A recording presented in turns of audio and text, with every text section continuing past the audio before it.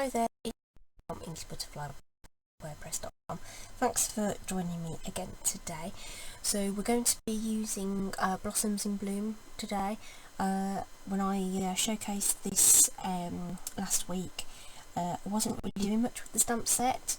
I was actually focusing on the dies, but those previous cards have actually inspired the colours that I've used for these. So this was the yellow version of the card using the dies, where I used crushed curry and saffron. So those are the inks I've used for these blooms.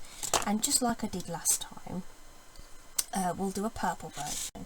So my purple version of the other card used Gorgeous Grape and Highland Heather. So we're going to use that colour combination for our card today, and I'm going to use the Stamparatus to help me stamp this large image.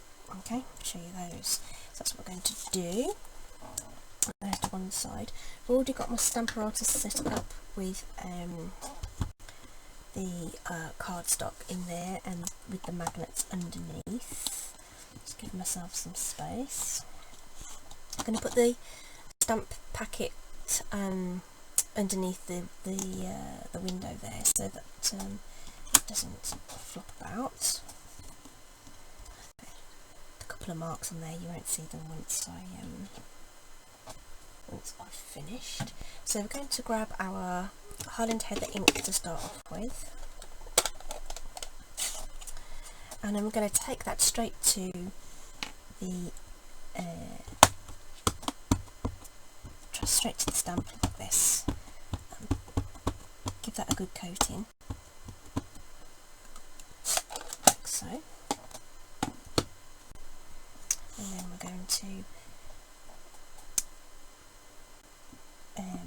bring the door across and give that a good press.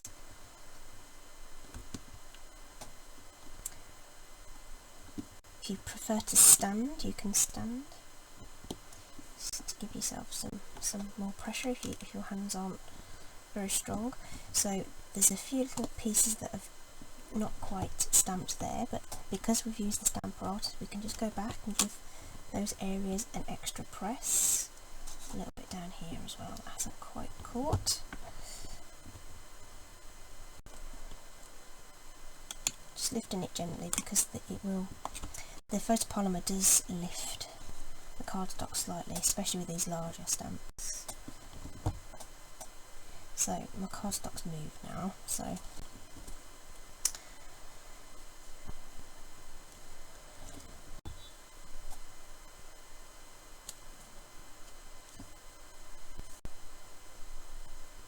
that's roughly right. It's not going to make too much difference. So we're going to I'm just going to wipe away the ink with my stamping chamois, and then I'm going to get out my ink daubers. So I've got those in this drawer, which I should have got out before I started. So I keep my ink daubers in one of these little cases, and they're all labelled on the side with the colour of ink using our chalk marker. So this is I just label them with a chalk marker. Okay, so we're going to get the Gorgeous Grape ink now, and rather than going over the whole image, I'm just going to use my dauber to ink that up and apply it just around the centres of these flowers to give some definition. It is a distinctive stamp, so you do get some definition just from inking it and stamping it as you would do normally, but I just thought this would add some extra depth, especially in the centre where, you know, there would be some more shadow and in there.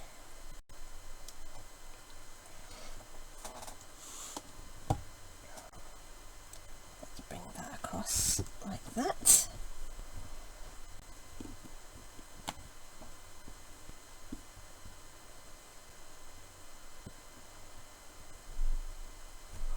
really nice firm press. There we are. Lovely. Okay, so that's all we need the Stamparatus for. Just to help me stamp that larger image. I'm just going to pop that away. And we're going to add some of the centres. So the centre was in the stamp set. On the yellow one I used Cinnamon Cider for a tone on tone. I think we're just going to go with Smoky Slate for this one. Those cooler colours. I don't think there's a particular direction for this. Just making it fit in there.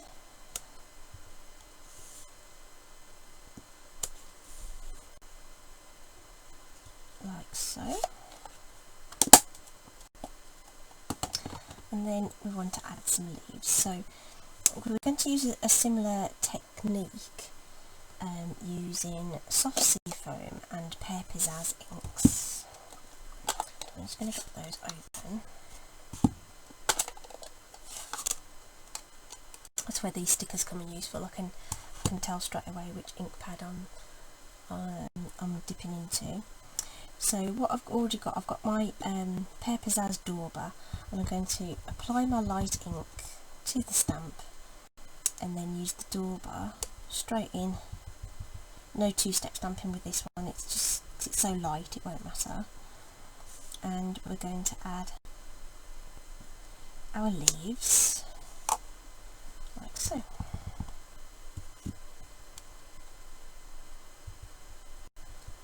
Okay.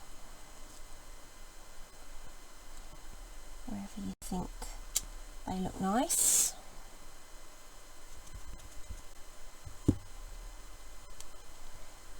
Again with the ink, so no two are going to look the same. You might want more of the dark ink on some and not on the others. But it just, rather than stamping them flat, I think it just gives them just a little bit more of a watercolour look almost. I think that looks really, really nice. Okay, so I think we'll just leave it at 3 of those. And we'll just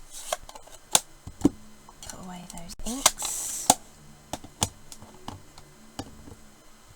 We've got the sentiment mounted on a block there. And we're going to go in with Memento ink. So I already know that's nice and straight on my block because I was able to line it up on my grid paper before pressing down my block. So again, because I'm confident that that's straight, I'm going to make sure the card is straight on my grid paper. I'm using Memento black ink there, just some light tapping, and I'm just going to place the sentiment down here where the ink is a little lighter so it can be read. Not very often I stamp straight onto a card with a sentiment, just because, you know, if you get it wonky you've ruined your card base, but I'm confident that that was going to go on straight. And that's the stamped image.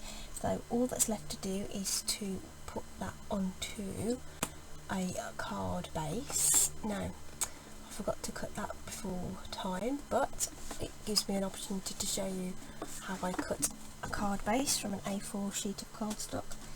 So this is Highland Heather, so I used, same on the original one, I used the lightest ink to make the card base. So we're going to cut this lengthways at 4 1/8 of an inch. Very nice clear markings on there. And we're just going to, don't press down on the blade, just push it up with your thumb. And it cuts beautifully. Okay. And then we're going to turn that and we're going to score at 5 7/8 of an inch. So get that dark blade out of the way. 1, 2, 3, 4, and you get that nice score line, which will just fold nicely off. So it's all poppy until you actually burnish that score line. So I'm just going to get that bone folder across there a couple of times and it sits nice and flat. And then all we need to do is apply some snail to the back of this. I'm probably going to be using snail up for the next few weeks really. It was one of those things that I used to add to my orders every time I had some Stampin' Rewards to use up, and then I wasn't using my own money, if you like, for the consumables, so I'd stick some refills in. So I ended up collecting quite a few.